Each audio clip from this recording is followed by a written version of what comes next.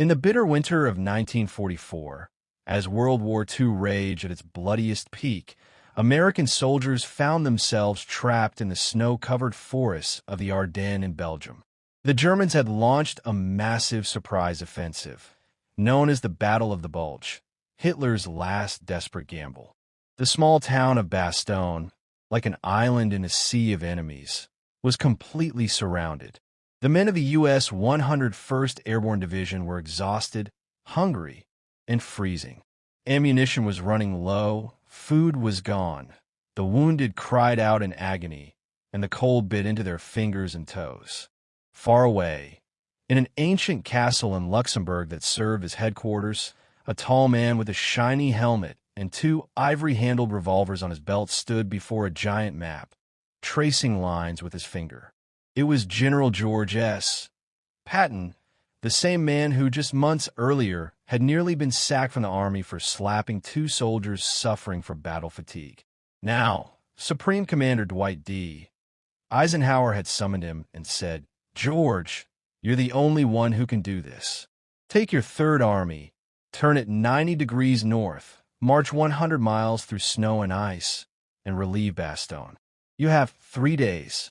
Patton gave a grim smile and replied, "Sir, I'll do it in 2. Everyone thought he was insane.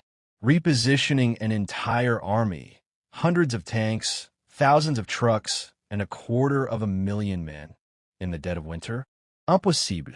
The roads were frozen solid, bridges were blown, and the enemy was everywhere. But Patton believed speed was the key to victory. He always said, "A gallon of gasoline is better than 1,000 rounds of ammunition." On the morning of December 22nd, while the rest of the Allied armies were still reeling from the German attack, Patton gave the order, "Move." Sherman tanks fitted with snow chains roared to life and turned north on narrow, icy roads. Soldiers in frozen overcoats, their breath white in the frigid air, marched behind them. It was so cold, that engine.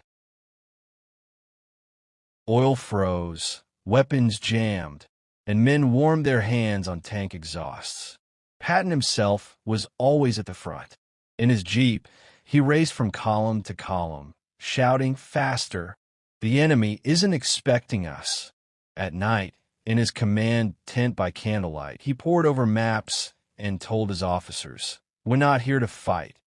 We're here to move. If we keep moving, we win."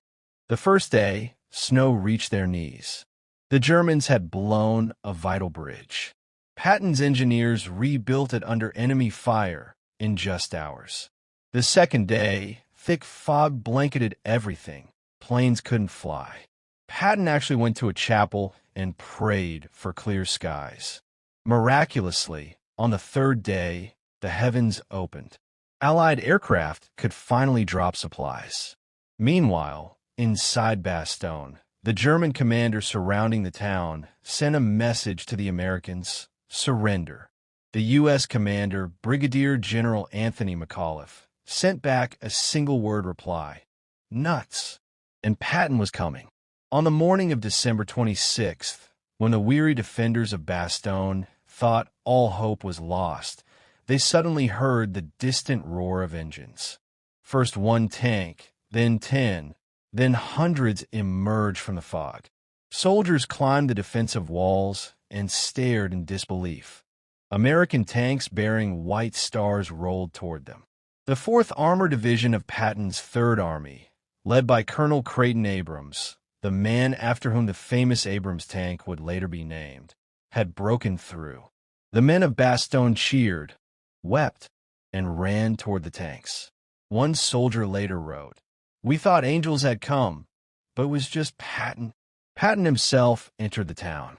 He stepped out of his Jeep, shook hands with the exhausted defenders, and said, "You boys fought well. Now it's our turn to chase the Germans."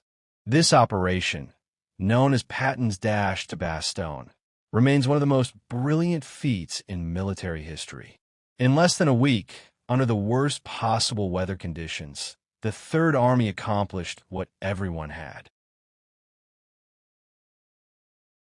deemed impossible.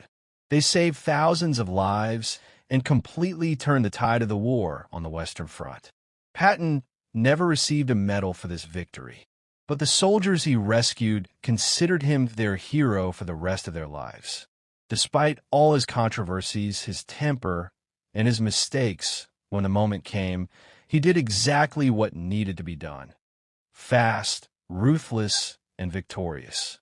This is the story of one of the greatest rescues in the history of warfare, a tale that still holds you spellbound for a full 15 minutes whenever it's told.